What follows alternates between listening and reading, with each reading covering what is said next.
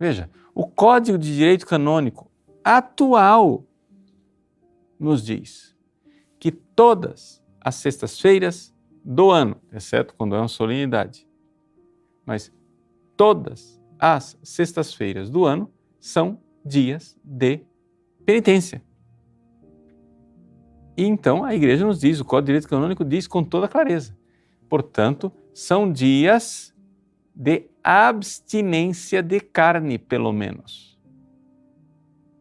Está previsto, está prescrito.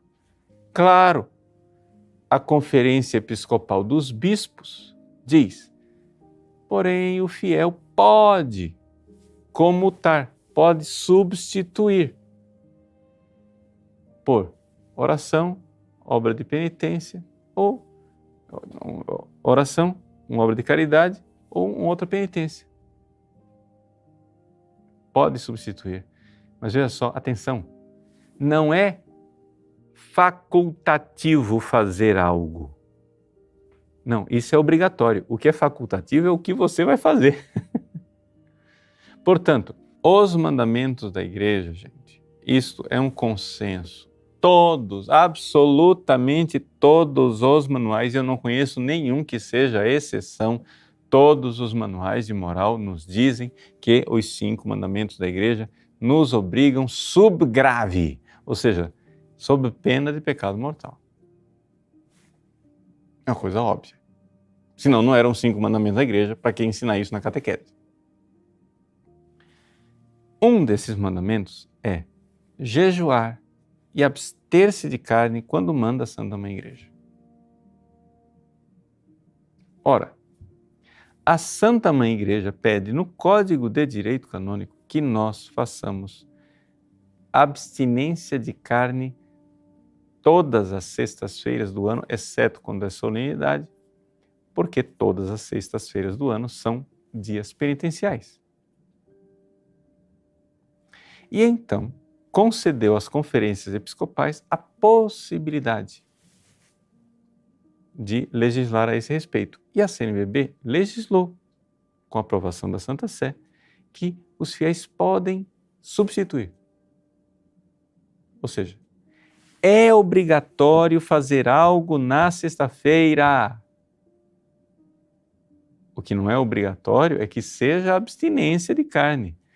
A abstinência de carne é aquilo que a Igreja pede, em primeiríssimo lugar, que haja abstinência de carne na sexta-feira, mas você pode substituir por algo, que é uma oração a mais, uma penitência a mais ou uma obra de caridade. Pronto.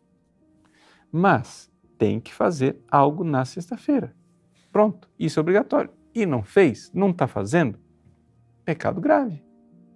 Você diz, padre, mas eu não sabia. Ah, bom, eu não sabia. Bom, se você não sabia, como os mandamentos da Igreja são de lei positiva, não é? Aqui, essa ignorância ela é culposa, você é culpado só se você negligentemente não procurou saber as coisas. O que acontece é o seguinte, é que infelizmente a esmagadora maioria dos catequistas e pregadores não lembra isso. Então a gente pode dizer que a maioria das pessoas está, aspas, inocente, porque elas não vão procurar uma lei que no fundo elas não veem observadas, né? Mas agora que você está sabendo, então você sabe. Então daqui para frente você vai observar e não custa nada, gente. O que a Igreja pede é muito pouco, né? Observe a abstinência de carne da sexta. Não deu, não quer, não pode, faça outra coisa. Mas faça algo. Porque o ritmo da Igreja é sacrifício e oração. É sacrifício na sexta e no domingo é um dia de mais oração. Por isso a Igreja, um dos mandamentos, guardar domingos e festas, que quer dizer assistir, participar da Santa Missa, do Santo Sacrifício da Missa, domingos e dias de festa de guarda. Também é um mandamento da igreja. Então, a igreja pede que nós moderemos o nosso ritmo semanal com um sacrifício semanal, sexta, e uma oração semanal, domingo. Sacrifício e oração, é esse o nosso caminho de salvação. Não é? O que acontece é que, infelizmente, por falta de zelo na pregação, as pessoas vão aos poucos se protestantizando. Ou seja, os protestantes, por causa da doutrina herética de Lutero, da sola fide, eles acham que não precisam oferecer sacrifícios a Deus. Veja, Jesus ofereceu o sumo e máximo sacrifício de nossa salvação. Mas São Paulo diz: completo em minha carne aquilo que falta aos sofrimentos de Cristo. Mas falta alguma coisa, padre? Não, não falta nada. Só acontece que falta na aplicação. Ou seja, eu posso, ao fazer sacrifício, eu estou aplicando os méritos de Cristo e me unindo e usando a graça de merecer. Então, sacrifício faz parte da doutrina católica, gente. Negar isso é deixar a verdadeira fé católica. Você está deixando. A fé católica, existe uma condenação claríssima do Concílio de Trento. Não é só pela fé, é também pelas obras. Você ofereça os sacrifícios. Então, sacrifício e oração, sacrifício e oração. Assim, é um pecado gravíssimo contra o Espírito Santo você presunçosamente achar que vai ser salvo sem mérito algum da sua parte. Sem fazer nada. Isso é errado. Então, isso aí é só para lembrar. Então, que a igreja nos coloca nesse ritmo de sacrifício e oração. Isso semanalmente, mas isso também no arco de todo o ano litúrgico. Nós temos tempos fortes de penitência. Tempo forte de penitência, Quaresma, antes da Páscoa. Esse é o maior tempo de penitência da igreja. É a maior penitência. Outro tempo de penitência, o Advento, que é um tempo penitencial, embora não tenha mais prescrição de penitências. Mas é um tempo penitencial, ninguém duvida disso. Nenhum liturgista duvida que o Advento seja um tempo de penitência. Algumas pessoas acham que esses dois tempos penitenciais fortes é pouco. Por isso, São Francisco de Assis, achando que tinha um tempo muito de vida mansa entre a Quaresma e o Advento, quis acrescentar no meio uma quarentena de penitência, que é a chamada Quaresma de São Miguel, não é? Para não ficar tanto tempo sem penitência. Agora, além desses tempos do ano litúrgico, a igreja, então, santificava a passagem das estações do ano com 3 dias de penitência na semana exata que se celebrava as têmporas, as 4 têmporas. Então, está aí o convite para você realmente entender que tem essa realidade do sacrifício e da oração. Essa coisa do sacrifício, um certo sabor protestantizante foi sumindo da vida e parece que coincidentemente, não somente foi sumindo da vida, parece que também, ao mesmo tempo, certeza, ao mesmo tempo, foi sumindo daquilo que é a forma celebrativa da missa. Ou seja, você participa de algumas missas e você não vê, nem de longe, algum sinal de que aquilo seja a celebração da renovação do sacrifício do Calvário. E isto, gente, que a missa é a renovação do sacrifício do Calvário, isso é dogma de fé católico. A gente ouve por aí na internet algumas pessoas questionando como se fosse uma coisa opcional. A missa é o sacrifício do Calvário. Essa é a opinião teológica. Não tem opinião teológica nenhuma, isso é dogma de fé da igreja. A Santa Missa é o sacrifício do Calvário. Dizer o contrário é ser luterano. Dizer o contrário é dizer que nós não temos sacerdotes ordenados e que o sacerdote ordenado oferece verdadeiramente um sacrifício na missa. A cabeça do luterano é o quê? Que a ceia que ele celebra, né, a ceia do Senhor com o pão e o vinho, é algo que Deus nos dá. Nós católicos sabemos que a Santa Missa é algo que nós, com Cristo, damos a Deus e que Deus nos dá.